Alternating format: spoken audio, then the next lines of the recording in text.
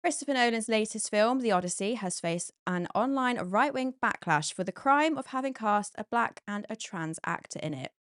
For anyone unfamiliar, Nolan's latest blockbuster is taken from the ancient Greek poet Homer, whose story, the Odyssey follows the perilous 10-year journey of Odysseus, traveling back home to Ithaca after the Trojan War.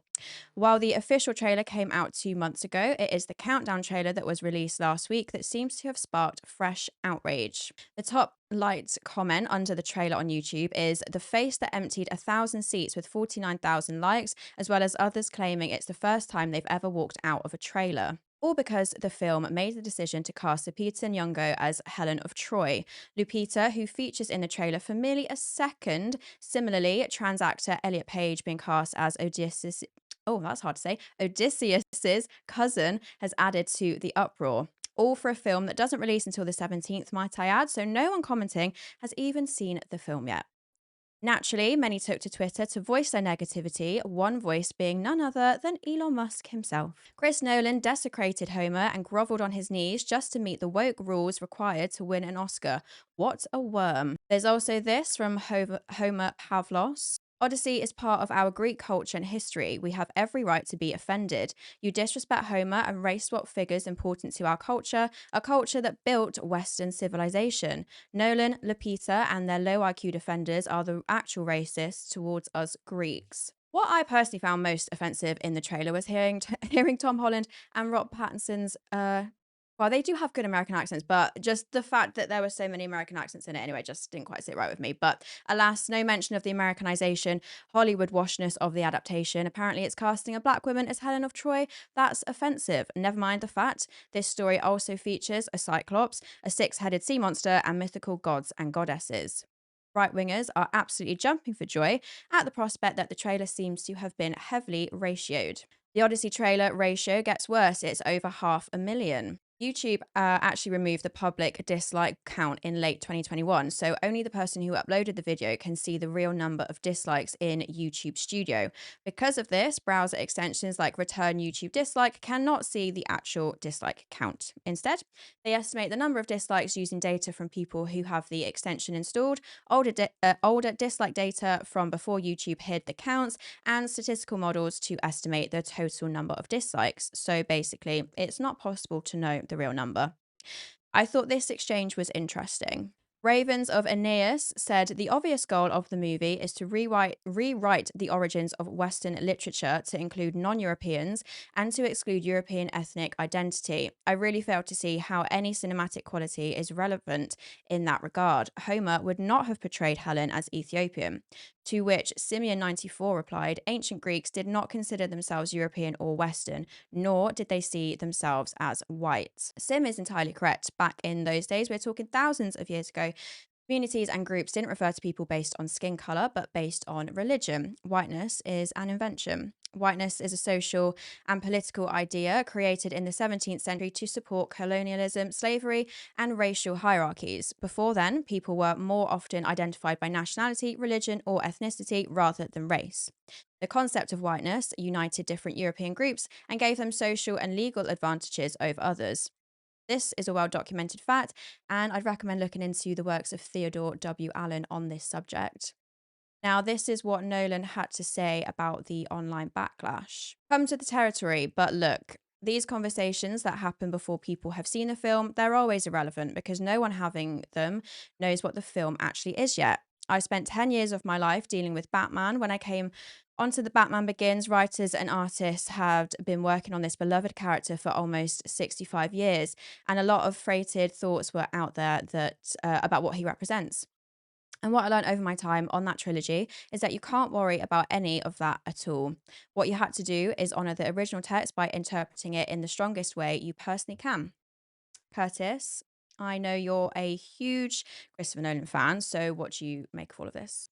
It's Elon Musk who's inserted himself in this is the biggest loser, the world's biggest loser.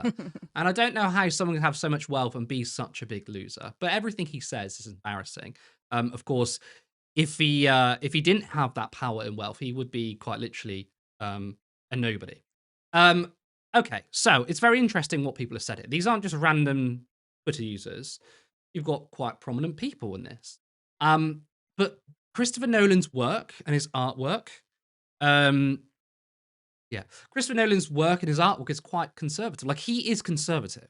Um, like a small c conservative. Is there? Sorry, I'm just seeing comments now. Everyone kicking off about the audio.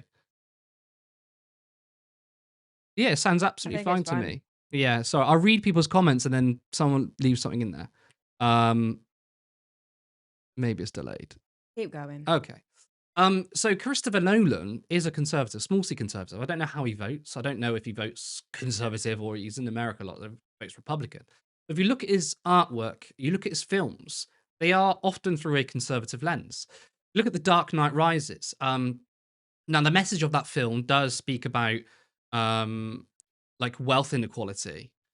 There is a small part of that in there, and that's why there was sort of a failed revolution with. I mean, spoiler alert: Bane sort of does a revolution, if you want, for nefarious reasons. He doesn't care about wealth inequality; he wants to destroy Gotham. But there is that element in that. But it's not like left wing because ultimately Nolan's work and all throughout the Batman trilogy, it is very pro police. Now, it doesn't say that the police are perfect. Again, part of the theme of the Batman films, the Dark Knight trilogy, is that the police can be corrupt, especially the Dark Knight with the Joker. There's many people in the systems who are corrupt, but ultimately, it doesn't really have. I don't think it really says anything about the police at a systemic level. You still have the good cop, as in uh, Detective Gordon.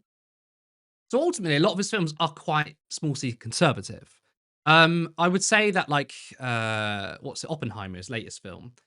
Maybe that's like center left in its political message because a lot of the film goes into the McCarthyite campaign, which is sort of everyone being smeared as a communist, or if you're a communist, like you could be uh, in a lot of trouble.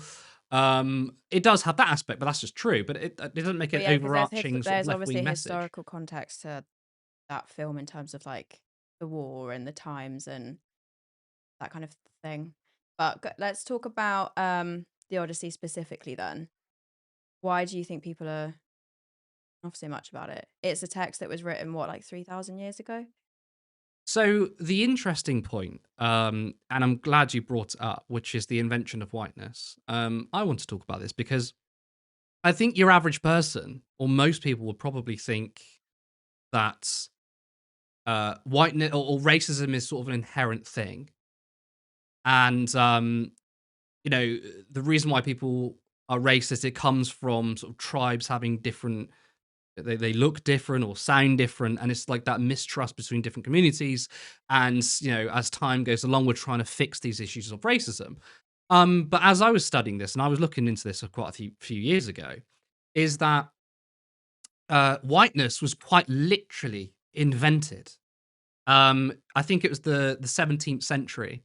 It started with a place in, I believe, Georgia, and what happened was in the American colonies, there was the peasants revolted against the elites in this little town in Jamestown, right? And it was the peasants' revolt was multi ethnic. Okay, a lot of people were in indentured servitude or slaves, and the peasants revolted against like the landowners and the slave owners. And the response from Jamestown was to realize that actually we need to divide the peasant class. So what they started doing is bringing in racist laws, anti-miscegenation laws, such as a black person can't marry a white woman, and they literally created a division between ethnic groups. Now, it wasn't whiteness wasn't invented in the 17th century.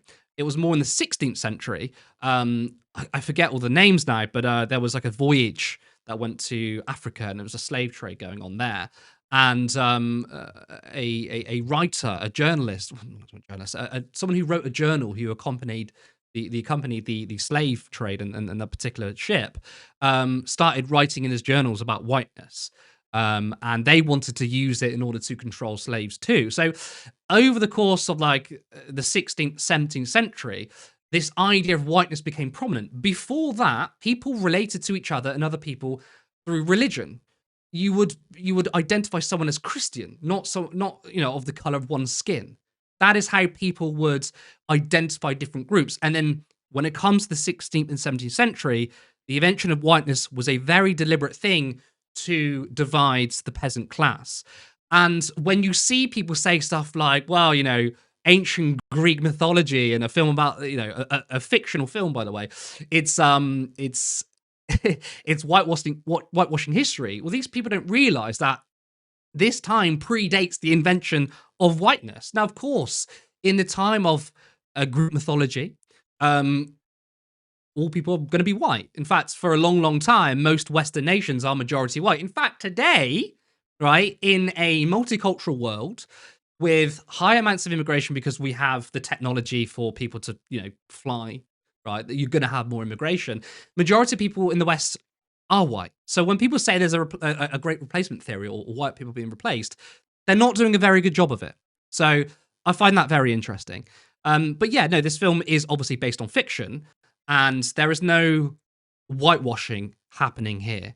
It's also worth pointing out, again, which I find so funny, which is that Nolan is somehow like woke, is that if you look at his casting, almost all of his films, they're all white. In fact, I believe the first time he's casted the star of a film was Tenet. Um, Yeah.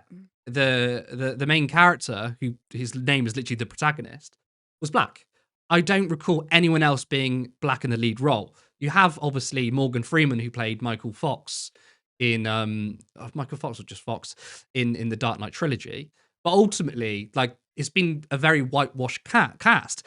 And in this film, The Odyssey, again, all of the main characters are white, but because there's a trans person in it and there's a black woman in it playing Helena Troy, oh, suddenly wokeness is everywhere. These people cannot see like the smallest amount of minority representation, and they lose their minds, which just shows you that these people are not living in the real world, and they are so pathetic. And frankly, the charge of like us on the left being called snowflakes, right, and fragile, these people are utterly fragile. That whole thing really winds me up when, leftist gets labeled as snowflakes and stuff Lucius Fox, because, sorry, someone correct him uh, in the chat. but yeah, when lefties are sort of labeled as woke snowflakes, you get easily offended at everything. It really, really bugs me because I'm just like the audacity and the hypocrisy when you're going to kick off about seeing a black person on Mm. your screen. Like they did it with when they did the live action remake of The Little Mermaid, which Yeah, yeah. like It's not historically sorry to accurate. break it to you, but mermaids not real. Mermaids I aren't know. real. And yeah, I And to be just honest, say you don't want to see a black person on your screen and be done with it. I mean, to be honest with you, right? I'm not a big fan of like recasting people of color in historically white characters. Yeah, because that happened with so I can't remember exactly what the adaptation was, but Anne Boleyn was Anne Boleyn played was one, by and a black I woman. think one of the new Doctor Who episodes. Um, Oh yeah, I wasn't Isaac Isaac Newton? Newton, there we Yeah. go. Isaac Newton was cast as black. I don't get that. I find that quite problematic. I think it's like that's very like liberal identity politics. Like, oh, maybe it'd be quite a nice thing to do that. It's like, no, actually, the better thing to do is tell more black stories. Mm. Because like Hollywood is completely whitewashed, and the liberals, the well-meaning liberals, seem to think, oh, well, if we just cast more black characters, that fixes it. No, it doesn't. Have more black representation through black stories. Otherwise, when you cast a black person as a like a royalty, right? The underlying message here is that there's no such thing as black excellence. They have to be shoehorned into a royal character. There are probably incredibly there are very interesting stories about black people. So I definitely hate it when historically like true figures who are white are casted as a person of color. Now, does that mean I like throw a tantrum though and then kick off? No, I don't. Does that mean I go on the trailer and downvote it? No, I don't. I ultimately care about the writing. I care about the like the filmography. That's the thing that matters to me the most. The The storytelling. storytelling is the most important thing, Mm. and that is probably what's going to come through in Nolan's film. Now, there are genuine critiques of films, and there are genuine critiques of Christopher Nolan. I think his cinematography is second to none. I think his storytelling is absolutely fantastic. That's why I'm such a big Nolan fan. His dialogue writing is kind of atrocious. I really did not like in that trailer, some of the modernization of language and stuff. Like, Yeah. there's a bit where Tom Holland says something like about his dad, and I'm like, "Oh, dad? Like, no, that's your father. Like, this, Yeah. this is My like." father. Why is it saying dad? I You know, don't. it's Yeah, it's but then and weird. then like Rob Pattinson says something about like, what did he say? You're pining for a daddy that you didn't even know, Mm. and I'm just like, no, I don't like Yeah, that. but this is the problem with Nolan is that a lot of his dialogue in films aren't very good, and he's too does too much exposition where a character just explains something on camera to you. But again, that is a sideshow compared to his like incredible filmmaking. So I think it's a major cope from these people that they're trying to say that this guy is woke, he's now a bad director. The guy is just made banger after banger after banger. Now, I don't personally think that Oppenheimer was his best film, but I think that a lot of people, maybe most people, would regard Oppenheimer as his best film. Just when you think this guy surely ran out of ideas, he keeps making something new. And I'm sure this film will be fantastic. This I'm going to go see it. I was just going to ask you, are you going to go see it? Absolutely. Okay. Yeah, of course I will.